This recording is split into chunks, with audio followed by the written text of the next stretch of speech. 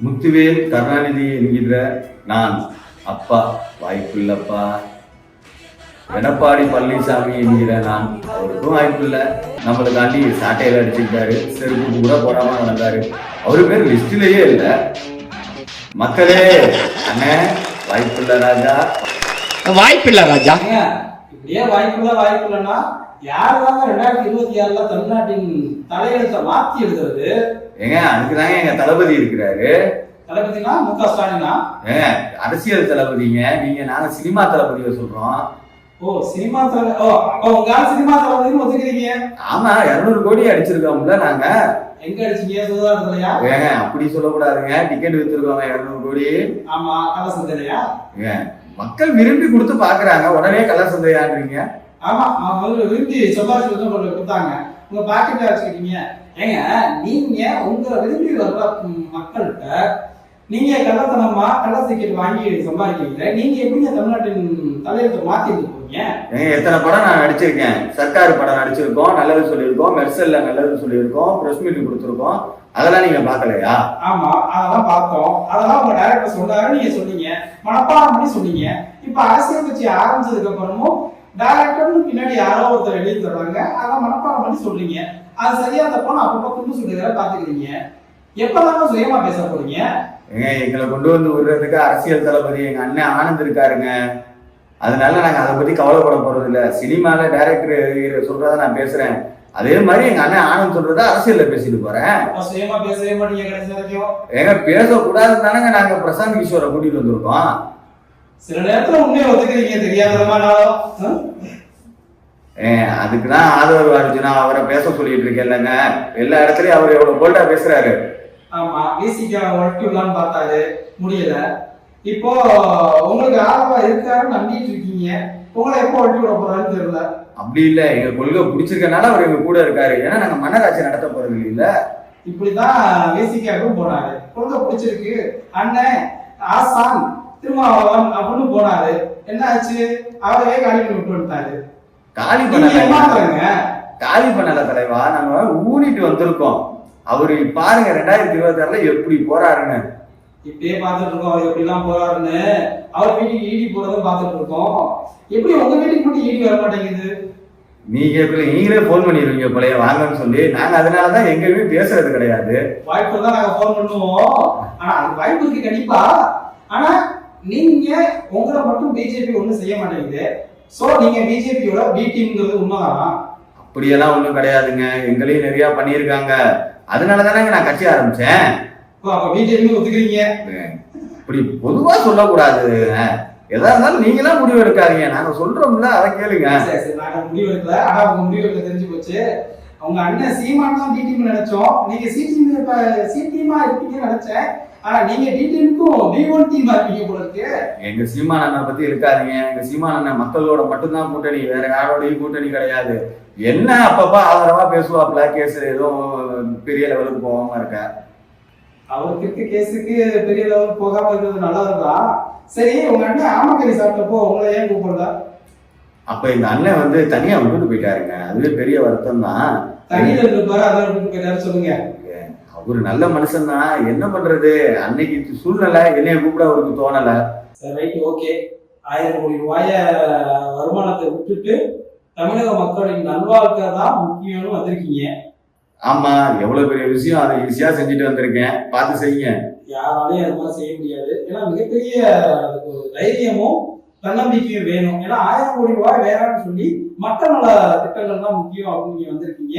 மக்களுக்கு நல்லது செய்வீங்கன்னு நம்புறாங்க சில மக்கள். உங்க ரசிக கண்மணிகள் மட்டும் இல்லாம பொதுமக்களின் சிலரும் நம்புறாங்க.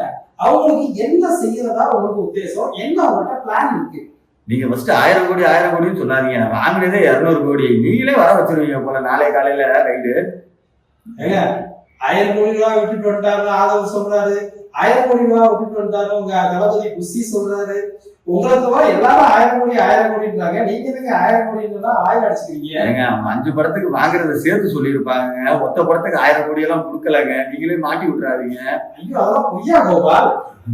அதெல்லாம் உண்மையே கிடையாது. மக்களுக்கு என்ன செய்ய போறேன்னு கேட்டீங்கல்ல, அதுக்கு மட்டும் பதில் சொல்லுங்க, தெளிவா சொல்லுங்க. ஏன்னா மக்கள் நம்புறாங்க. சில மக்கள் நம்புறாங்க. நல்லா புரிச்சு வச்சுக்கீங்க. சிலர் நம்புறாங்க. சில நான் மக்கள் விசிறி சாமிஜிகளை சொல்லல, சில மக்கள் நம்புறாங்க, அதை சொல்லுங்க. சில மக்கள் நீங்க சாதாரணமா சொல்றீங்க. நான் சொன்ன சர்க்கார் கருத்துலயே பல மக்களுக்கு புரிஞ்சிருக்கு நான் நாட்டுக்கு என்ன செய்யலான்ட்டு. அடுத்து மெர்சல்ல நான் ஒரு கருத்து சொன்னேன், அதுவும் மக்களுக்கு புரிஞ்சிருக்கும். இப்போ வந்து நான் கருத்தை வெளிப்படையா சொல்றது இல்லைங்க. சினிமாவா 3 மணி நேரம் காமிச்சாரு. இப்ப ஜனநாயகத்துல காமிச்சிருக்கேன். நம்ம தான் அடுத்த முதல்வர். ஐயோ, அந்த படம்லாம் ஓடி முடிச்சிருச்சுங்க. ஜனநாயகம் வரப்போகுது, அது கூட நல்லா ஓடட்டும், அது ஒன்றும் பிரச்சனை இல்லை. நீங்க முதல்வர் ஆகிறேன்னு சொல்றீங்களே, முதல்வர் ஆனா மக்களுக்கு என்ன செய்ய போறீங்க? அதாவது தமிழக மக்களுக்கு. தமிழக மக்களுக்கு செய்யறது எவ்வளவோ இருக்குங்க. ஆனா நான் என்ன ஒரு பிளான் பண்ணலைங்க. ஏன்னா சரி வர திட்டங்கள் போன கொண்டு வரல. நான் வேற பிளான் பண்ணிட்டு இருக்கேங்க திட்டத்தையே. ஆமாமா, நீங்க பிளான் பண்றீங்க, ரைட்டு. வெயில் வேற அதிகமா இருக்கு, 2 மாசம் அப்புறம் தான் நீங்க வருவீங்க இல்லையா? இது எங்க தப்பு கிடையாது, சூரியனோட தப்பு. நீங்க சூரியனை தான் கேட்கணும். சூரியனோட திருப்பி வச்சிருவோமா? இது வந்து கிண்டலான பேசுங்க. நீங்க வந்து கேட்டா நாங்க சூரியனுக்கு ஆதரவா இருக்கிறோம்னு சொல்லிடுவீங்க. 2 மாசம் முடிஞ்சோன்னா எங்களோட இதை பாருங்க. இல்ல இல்ல, நீங்க சூரியனுக்கு ஆதரவாக இல்ல, ஏன்னா உங்களோட அரசியல் எதிரி சூரியன் கட்சியை சேர்ந்தவங்க தான். ஆனா நீங்க தாமரைக்கு ஆதரவா இருக்கிற மாதிரி தெரியுது. தாமரைக்கு ஆதரவா நாங்க இல்லைங்க, அவங்க 2 பேரும் தான் கள்ளக்குட்டியில இருக்காங்க. சூரியன் வந்தாதான் தாமரையே மலருன்றாங்க. அப்ப எங்களுக்கு அவங்களுக்குமா போட்டி? ஏங்க, எங்க சினிமா வந்து நீங்க புதுசா வெளில வரலையாங்க? நீங்க அந்த சினிமா பாக்குங்க. அதெல்லாம் உண்மைதாங்க. நீங்க தான் சினிமா பாட்டுன்றீங்க. அவங்க டாஸ்மார்க் ரைடு விட்டாங்களே, ஏன் அரெஸ்ட் பண்ணல? ஓ ஆமா, நீங்க கேட்கிற கேள்வி நியாயமா இருக்கு. அப்போ ஒருவேளை கூட்டணி அவங்களுக்குள்ள ஒரு கள்ள கூட்டணி இருக்குன்றது நீங்க சொன்னது உண்மைதானோ? அதனாலதான் எங்க அண்ணனை வேற நீங்க கழட்டி விட்டீங்க மாநில தலைவர்ல இருந்து, உங்களுக்கு எந்த பிரச்சனையும் வரக்கூடாதுன்னு. இப்போ உங்க அண்ணன் சொன்னது சீமான இல்லையே. சிம்மான அண்ணன் இல்லைங்க, எங்களுக்காண்டி சாட்டையில அடிச்சுக்கிட்டாரு. செருப்பு கூட போடாம நடந்துகிட்டு இருக்காரு எங்க அண்ணன். செருப்பு போடாமதான் நடக்கணும் உங்க அண்ணன். சரி, ரைட், அதை விட்டுருவோம். இப்போ உங்க அண்ணனுக்கே லிஸ்ட்ல இடம் இல்லைன்றாங்களே, அதை பத்தி உங்களோட கருத்து? எங்க அண்ணன் அப்பயே பதவி வெங்காயம் மாதிரின்னு சொல்லிட்டாருங்க.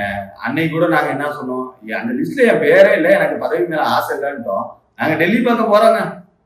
பதவி வெங்காயம் மாதிரின்னு சொல்றதையும் வெங்காயத்தையும் கனெக்ட் பண்ணா திமுக காரங்க சொல்ற மாதிரி உங்க அண்ணன் அண்ணாமலை பெரியாரோட ஸ்லீப்பர் செல் தான். பெரியார் வந்து எங்களுக்கு கொள்கை ரீதியா ஓகே தாங்க. ஆனா நீங்க சொல்ற எல்லாத்தையுமே நாங்க ஏத்துக்க முடியாதுல்ல, அதனால நாங்க அகைன்ஸ்டா பேசுறதுதான். அவர் சொல்ற நல்லதெல்லாம் நீங்க ஏத்துக்க மாட்டீங்க. உங்க தாமரை அண்ணன் உங்க சொல்றதை மட்டும் ஏத்துப்பீங்க, அதானே? என்னை இவ்வளவு கேள்வி கேட்கறீங்க. எங்க அண்ணன் அவ்வளவு தூரம் பேசினாரு, நீங்க அவரை கேள்வி கேட்டீங்களா? கடைசியில கேட்டா அவங்க இன்னொரு கேஸ்ல வந்துட்டாங்க, அதனால அவர் கேஸா பக்கம் போயிட்டாருன்றீங்க. உங்க அண்ணன் என்னைக்கு கேட்ட கேள்விக்கு பதில் சொல்லியிருக்காரு, சுத்தி வளைச்சு வேற யாரையாவது பேசிட்டு இருக்காரு. சரி தம்பி, நீங்க வந்து இப்படி இருப்பீங்கன்னு பார்த்தா நீங்க தான் அண்ணனுக்கு ஈக்குவலா தான் இருக்கீங்க. நான் என்ன கேட்டேன், தமிழக மக்களுக்காக என்ன செய்ய போறீங்க? நீங்க ஜனநாயகம் வரப்போகுது, அதை விட்டுருங்க. வேற என்ன செய்ய போறீங்க? ஆட்சி அதிகாரத்திற்கு வந்ததுக்கு அப்புறமா தமிழக மக்களுக்கு நல்லது செய்யறேன்னு சொன்னீங்களே, என்ன செய்ய போறீங்க? பிளாக்ல டிக்கெட் விற்கிறத கம்மி பண்ணிடுவாங்க. வேற அதுவே பெரிய விஷயம் தானேங்க. 1000 ரூபாய் கொடுத்து பாக்குறாங்க என் படத்தை முதல் ஷோ, 120 ரூபாய்க்கு வாங்கிக்கங்க அப்படின்னு சொல்லிடுவாங்க. உண்மையிலே இது பாராட்ட வேண்டிய ஒரு விஷயம் தாங்க. ஏன்னா உங்க ரசிகர்களுக்காகனாலும் இது உதவியா தான் இருக்கும். வேற என்னதான் திட்டம் இருக்கு உங்கள்கிட்ட? வேற என்ன திட்டம் இருக்குது? நல்ல ப்ரொடியூசரா கொண்டுட்டு வந்து நல்ல படம் எடுக்க சொல்லணும். 2026க்கு மேல நானே அங்கதான் போற மாதிரி இருக்கும் போல, என்னன்றதுன்னு தெரியலங்க. உங்களோட அடுத்த படத்தை சந்திப்போம்.